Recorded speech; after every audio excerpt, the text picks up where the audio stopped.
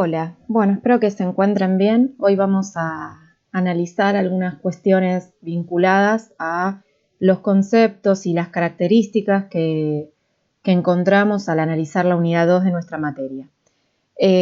Vamos a revisar características generales que tiene este periodo y el lugar de la mujer en la sociedad homérica, ¿no? Que es un poco los autores que tienen para lo que hemos visto, los autores que hemos visto hasta el momento y los autores que tienen para el siguiente encuentro. Bien. Respecto del periodo, nosotros trabajamos en la unidad 2 el tiempo que va entre el 1200 a.C. y el 700 a.C. Siempre fue llamado este tiempo como, por autores y autoras como época oscura.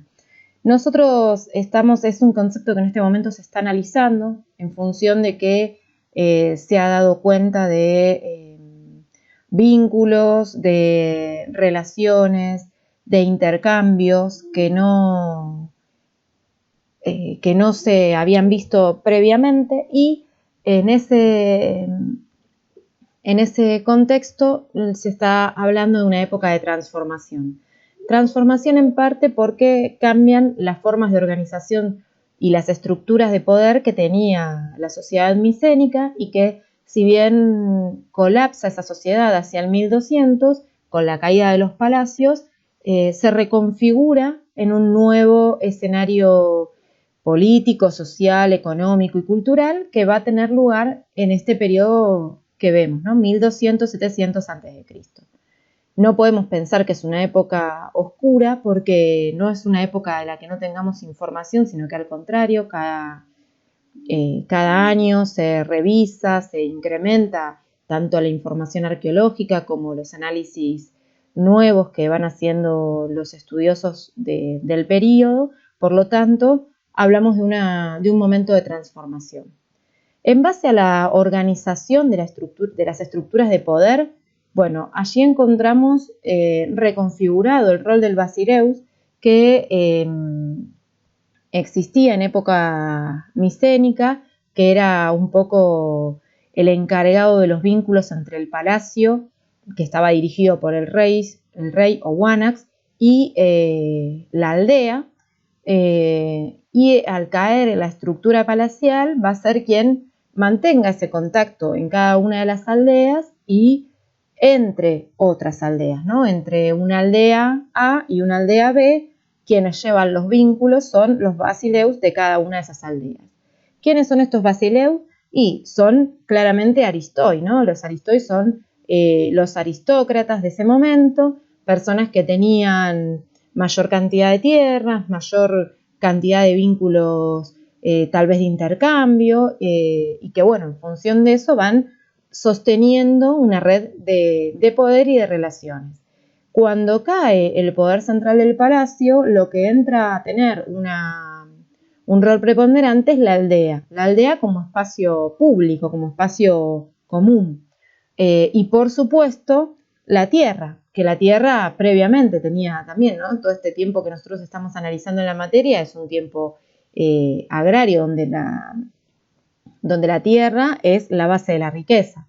Entonces, la misma tiene una importancia suprema en función de quién tiene la potestad de esa riqueza.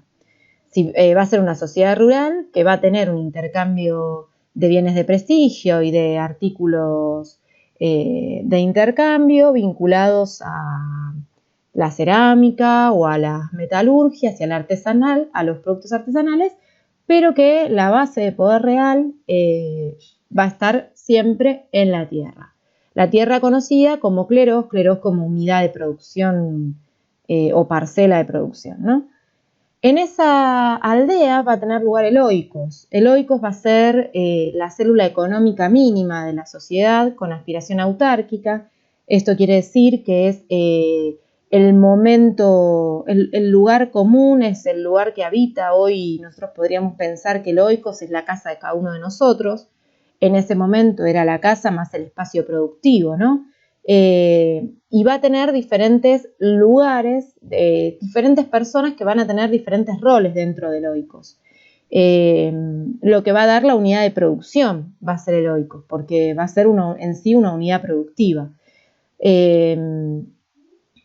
Los representantes de la aristocracia, estos aristoi, atribuyen su poder a antepasados míticos, también junto a ello el poder que tienen vinculado a la potestad de la tierra, y van a también estar, obviamente, divididos en oikos productivos que van a tener mayor importancia o mayor relevancia en función de la capacidad productiva de cada uno de estos oikos, ¿no? La concentración de la propiedad va a seguir siendo un elemento muy importante en esta riqueza material y mantiene una relación con la antigüedad del linaje. Por eso es importante poder relacionar el representante aristoi con su atribución individual a los antepasados míticos y vincular eso con la riqueza material de la que cuenta, ¿no? Con la que cuenta. Por eso también va a tener lugar este proceso de colonización y apoiquización, porque en la medida en que se va avanzando en el tiempo, hacia el siglo X, siglo IX, podemos ver que hay una mejora en las condiciones de vida y va a volver a empezar a crecer la demografía. Al volver a aumentar la demografía va a llevar a una necesidad mayor de tierras y de espacio productivo. En ese sentido es que tiene lugar el proceso de colonización y apoiquización.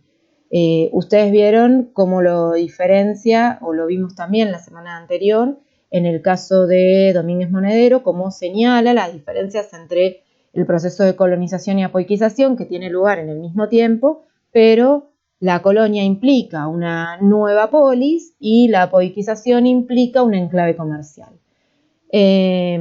Todo este proceso va a ser llevado adelante a partir de estructuras que se van a mantener en el tiempo, como son las estructuras religiosas, ¿no? Y que van a ser un elemento aglutinante en función de los personajes míticos, de la herencia que tiene el sustrato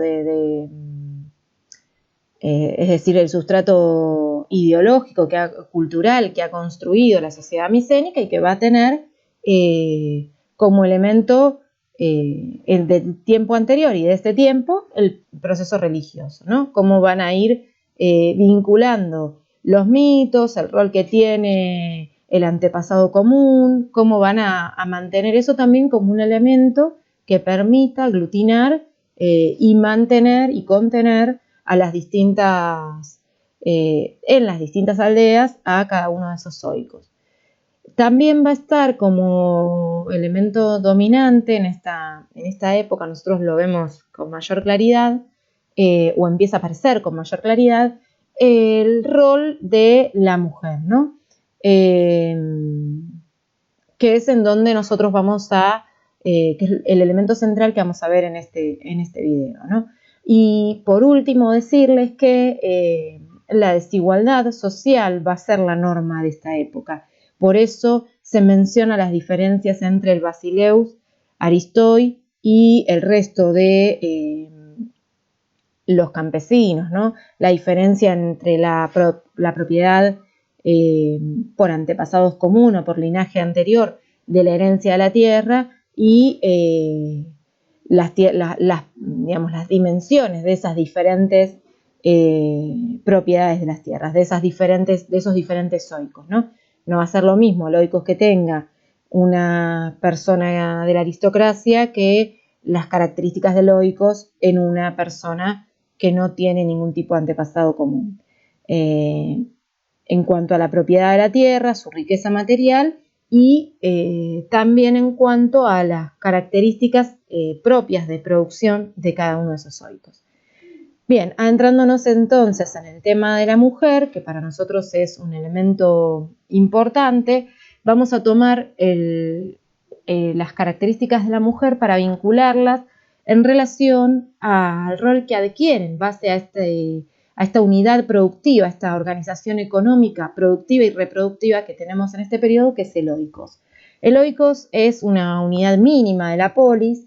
La mentalidad griega se estructura de acuerdo a diversas prerrogativas. Cada persona nació con determinadas cualidades, el hombre para las tareas del campo, los viajes y la guerra, es decir, todo lo que sucede en el afuera, mientras que las mujeres, por una cuestión física, para las tareas de bajo techo, la reproducción, el cuidado de los alimentos, el trabajo textil y la crianza de los hijos, es decir, el adentro.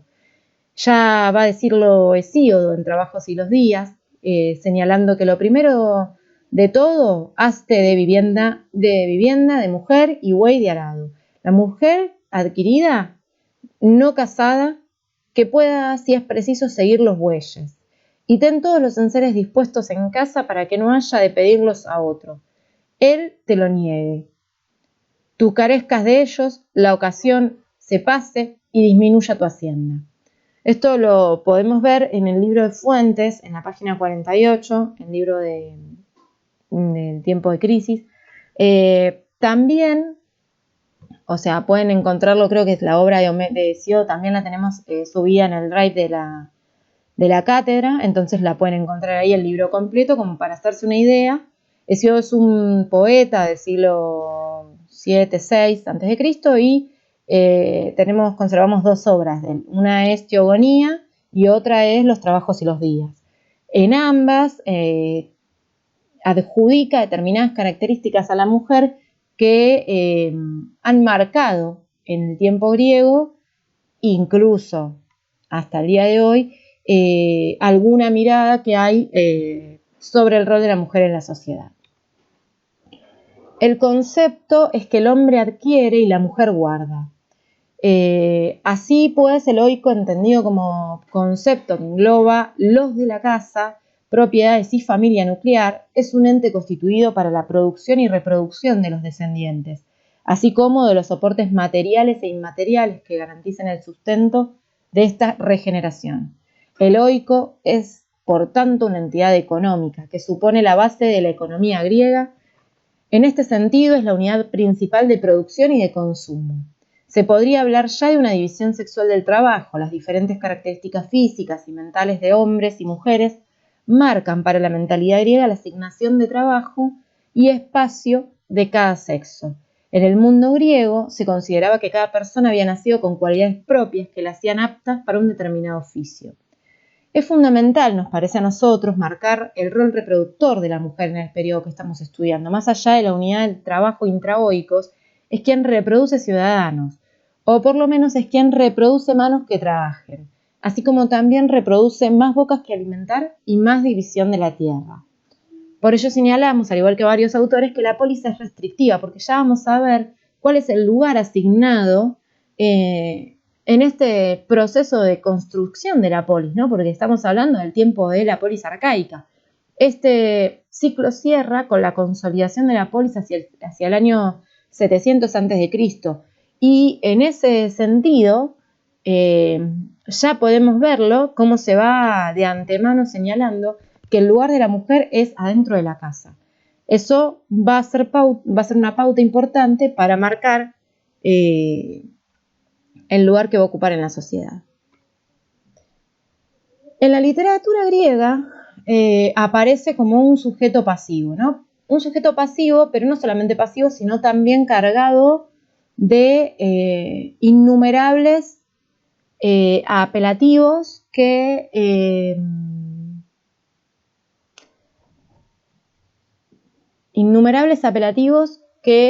la disminuyen en comparación con otros.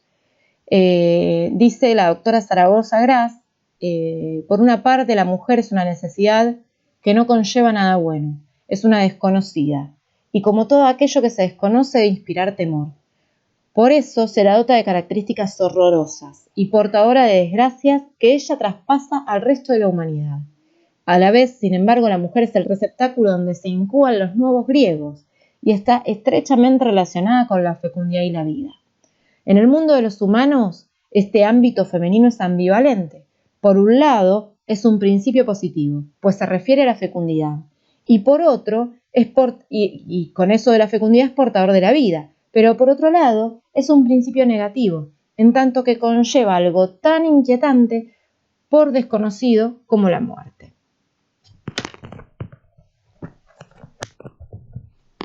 Los griegos tenían unos valores particulares sobre los que se asentaban las bases de la comunidad y que garantizaban el funcionamiento. Estos valores eran atribuidos a los hombres, no a las mujeres. Por lo tanto, para construir la imagen femenina, que expresaron como género engañoso y depravado, considerado un mal, necesitaron tiempo y poder. Fueron tejiendo historias que marcaban explícitamente lo que les interesaba resaltar y relegaban a la mujer a un lugar marginal, recluido e invisible. Se puede ver en la mitología, lo dice la doctora Gimbutas, cuando trabaja el culto de la diosa madre, ¿no? Cómo los indoeuropeos han arrasado con ese culto y han generado dioses hombres que hasta tienen la capacidad de parir. Dice la doctora Zaragoza Gras, la propia mitología creada por los hombres para establecer las bases patriarcales es la que explica que lo femenino está vinculado al mal. Esta vinculación permanente con el mal, o sea, es decir, la mujer es igual al mal, favorece la exclusión en el ámbito de la razón. La acerca al mundo del caos, al mundo oscuro y por clara oposición a los principios del orden y la luz. En el mito esto se hace posible a través de la intervención de un dios o un héroe civilizador que se vale del rapto, entre otras formas de imposición, para reducir a la mujer y relegarla a un segundo plano. La negación de lo femenino llega a tal extremo en la mitología griega que en alguna ocasión se llega incluso a privar a la mujer de aquello que le es connatural, el parto, de manera que es el propio Zeus el que pare a sus hijos. Atenea nace de su cabeza y Dionisio de su pierna. Los cambios que se producen en la sociedad se encuentran reflejados en los mitos, en la literatura, en el arte y en la religión. Los mitos tienen un importante valor metodológico y adoctrinador de la sociedad. La poesía cumple en Grecia la función de preconizadora y mensajera de las ideas fuerzas de los mitos. La mujer es la causante de todos los males. Eso está en la subconsciencia de la colectividad griega. Hesíodo construye una narración con el objeto de racionalizar el orden cósmico y justifica en su teogonía este mensaje. Hesíodo describe la progresión divina a partir de las generaciones dominadas por mujeres, a las que corresponden cualidades vinculadas a la naturaleza y al desorden, en un camino que conduce hacia una monarquía racional y de orden superior, la de Zeus. Así se argumenta y justifica la supremacía de los varones y la razón por la que deben ser ellos quienes gobiernen. En teogonía se había ocupado Hesíodo no solo del desarrollo del cosmos, sino también del mundo humano. Plantea que Pandora, la primera mujer, es el castigo de Zeus a los hombres. Señala Zaragoza Gras que los atributos externos e internos que le confieren a Pandora se los entregan los dioses. No los tienen por voluntad propia. Quien se fía de una mujer se fía de ladrones. Esta es la idea que aparece en todo el escrito de Hesíodo y que es una idea fuerza que va a quedar en la mentalidad griega de la época. La poesía homérica, que es precedente de la de Hesíodo, un poquito anterior, y en la cual se ofrece un perfil de la sociedad griega heroica, también conlleva situaciones similares. Las mujeres tienen estas características negativas, todo el tiempo tienen apelativos negativos como sinónimos de mujer. Esta sociedad está delimitada donde los hombres tienen la función defensiva y las mujeres la reproductiva, siendo esta última una propiedad, genera la guerra de Troya en la que se evidencia la disputa entre dos caudillos, Agamenón y Aquiles, por el rapto de una esclava.